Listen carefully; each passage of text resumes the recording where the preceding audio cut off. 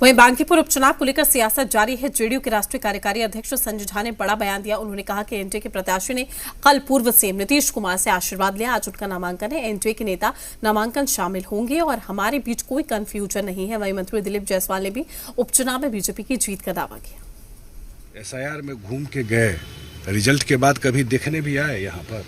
उनको बिहार है, बिहारियों से क्या मतलब? इसलिए राहुल गांधी जी क्या बोलते हैं, क्या कहा, इसीलिए हाल देख रहे हैं कांग्रेस पार्टी का। आज कांग्रेस कहाँ है बांकीपुर चुनाव में? किसके साथ है? कुछ बोला है कांग्रेस?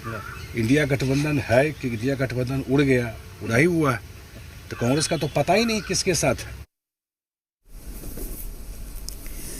तमाम जानकारी के साथ हमारे संवाददाता रुपेंद्र श्रीवास्तव हमारे साथ जुड़ चुके हैं। रुपेंद्र, बांकीपुर उपचुनाव को लेकर सियासत भी गर्मा गई है और साथ ही आज नामांकन करने भी पहुंचेंगे आरजेडी और बीजेपी के प्रत्याशी। क्या कुछ स्थिति आप देख रहे हैं, क्या कुछ समीकरण बनता हुआ दिखाई दे रहा है? देखिए, जहाँ तक बीजेपी प्रत्याशी जो है अभिषेक कुमार बंटी वो पहुँच चुके हैं और हम दिखा दें अपने दर्शकों को कि देखिए इसी भवन में ऊपर में जो है अभिषेक बंटी जो है बीजेपी के प्रत्याशी, उनका नामांकन ऊपर में हो रहा है और यूँ कहें कि नामांकन हो चुका है क्योंकि जो प्रक्रिया है वो जो है वो पूरी की जा रही है। थोड़ी देर के बाद जो है अभिषेक बंटी बाहर आएंगे। बात करें तो अभिषेक बंटी के साथ नामांकन के दौरान प्रदेश अध्यक्ष जेडीयू के उमेश कुशवाहा जो विधायक भी हैं जेडीयू के, वो पहुँचे।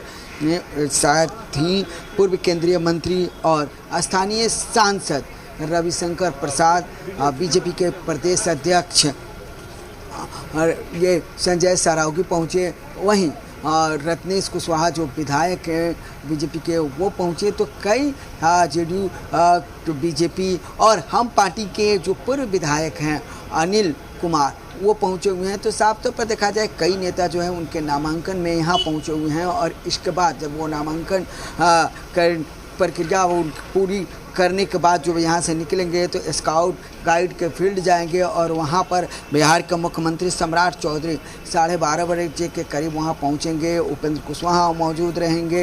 हिंदुस्तानी आवाम मोर्चा से संतोष जो राष्ट्रीय अध्यक्ष है संतोष सुमन वो मौजूद रहेंगे। रविशंकर प्रसाद मौजूद रहेंगे। बीजेपी के जो बिहार सरकार के तमाम मंत्री हैं वो मौजूद रहेंगे। एनडीए के तमाम मंत्री हैं वो मौजूद रहेंगे और एक आशीर्वाद सभा का आयोजन किया गया है। वहाँ पर आशीर्वाद सभा होगा।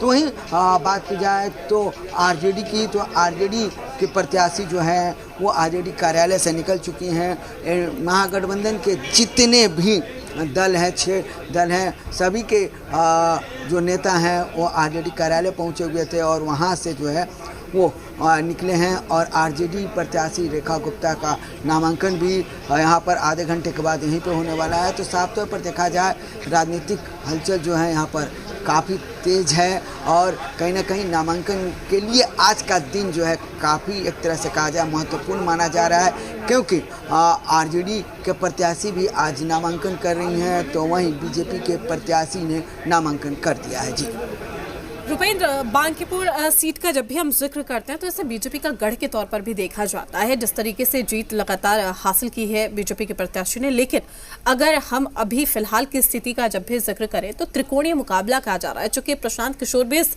रण में कूद चुके हैं।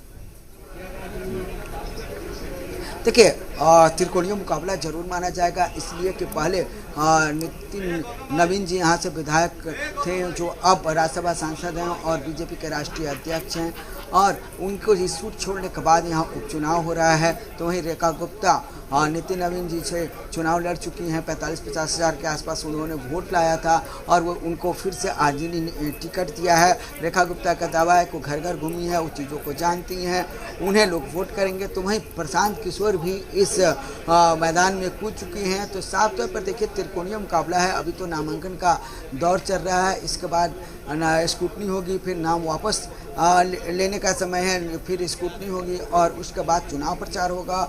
30 तारीख को वोटिंग है और 3 तारीख को चुनाव परिणाम आएंगे। तो जब 3 अगस्त को चुनाव परिणाम आएंगे तो साफ हो जाएगा कि जनता ने किसे चुना है और जो जीतेगा जनता उसी को चुनी रहेगी। तो साफ तौर पर देखा जाए त्रिकोणीय मुकाबला है। अब बांकीपुर की जनता को तय करना है कि किसे वह अपना आशीर्वाद दे रही है और किसे वह जिता रही है। जी चलिए बिल्कुल, एक बार हम चाहेंगे तस्वीरों के जरिए और एक बार फिर से आप दिखा दीजिए, चूंकि आपने जानकारी दी कि बीजेपी के प्रत्याशी तो नामांकन करने के लिए पहुंच चुके हैं, आज जेडी की प्रत्याशी का इंतजार है। जी, आप बीजेपी के प्रत्याशी जो है वो नामांकन करने पहुंचे। क्या देखिए मीडिया कर्मियों की भीड़ है, क्योंकि मीडिया कर्मियों को नीचे ही रखा गया है। और हम दिखा दें, ये समाहरणालय है, पटना समाहरणालय, देख सकते हैं तस्वीरों में। और पटना समाहरणालय में जो है ये एसडीएम का जो कार्यालय है, अनुमंडल पटना सदर का जो परिसर है, उसी में को नामांकन की प्रक्रिया की जा रही है। और जो उन्होंने नामांकन का जो पेपर था वो उन्होंने दे दिया है अभिषेक बंटी ने, और अब जो है चेक किया जा रहा है, और चेक करने के बाद फिर ओके होगा तो वो बाहर आ जाएंगे। यानी कि एक तरह से कहा जाए नामांकन जो है वो पूरा हो चुका है। अब कुछ देर के बाद जो है अभिषेक बंटी जो बीजेपी के प्रत्याशी हैं, एनडीए समर्थित प्रत्याशी हैं, वो निकलेंगे।